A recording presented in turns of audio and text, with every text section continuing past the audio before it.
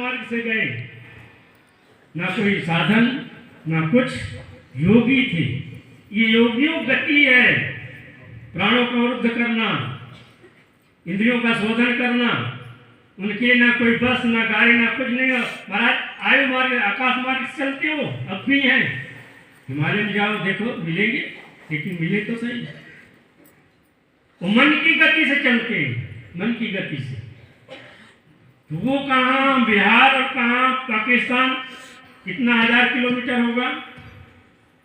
आकाश मार्ग से गए, लोगों ने देखा। उनके जीवनी में वो किताब तो नहीं मिलती है, बंद हो गई, क्योंकि लोग पढ़ करके फिर उसका आचरण करते थे, कई पागल हो जाते थे। इसलिए उन्होंने छपवाना बंद कर दिया नकली दरबार वालों ने। जो महाराज थे ये उनके क्या नाम था उनका, नंगली के थे ये, अभी तो इनके परंपरा के हम नाम भूल रहे हैं। सार सब्दानंद जी महाराज वो मुख्य थे, उन्होंने बंद कर दिया।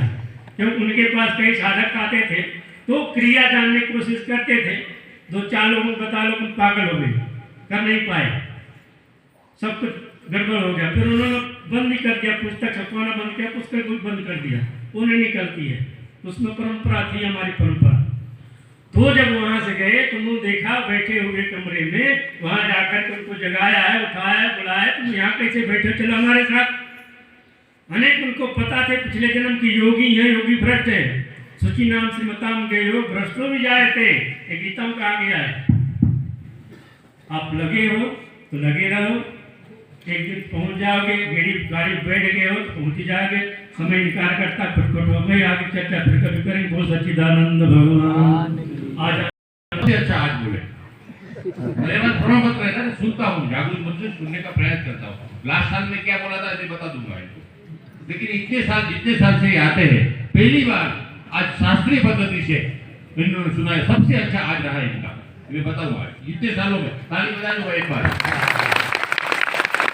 क्योंकि एक तो बात अपनी प्रशंसा हुई, अपनी बारे हमारी परंपरा की, तो अच्छा ही लगता है। मेरे दादा गुरु का नाम आया, परदादा गुरु का नाम आया, मेरे गुरुजी का नाम आया, और जिसके हम मुसाफिर है तो मार्ग का भी वर्णन आया, तो अच्छा लगा। आज बहुत मन प्रसन्न हुआ इनसे। चलिए हम आगे बढ़ते हैं। एक पुस्तक भी स्थान पर गए थे, वहां एक पुस्तक मिली।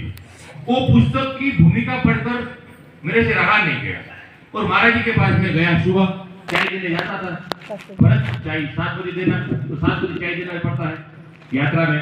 तो चाय देने गए तो वो मैंने कहा महाराज जी, बोले क्या इतना उतावलापन है? महाराज जी कुछ नहीं, वो समझ गए कुछ है बात। तो मैंने कहा महाराज जी पुस्तक पढ़ी और मेरे समझ में नहीं आ रही। बोले क्या? इसमें जिंद राजा की कहानी लिखी। हरिया खान बाबा के जीवन में जिंद बाबा ने बहुत परेशान किया हो। बोले पूरा तो पढ़ो। तो मैंने पूरे पढ़ी, और वो ऐसा लिखा था कि जिंद बाबा ने इनको मारने के लिए तैयार हो गए हरिया खान बाबा को।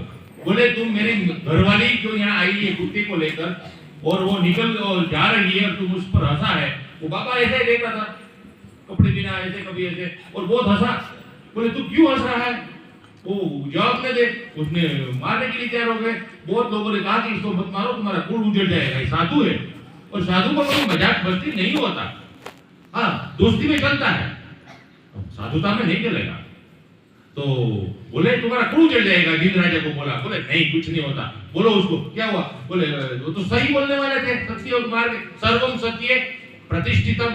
तो उन्होंने कहा कि मैं वो शब्द सुनाई दिया मुझे, वो घंट वहां घंट गिर गया बद्रीनाथ का नीचे, और मुझे सुनाई दे रहा है, और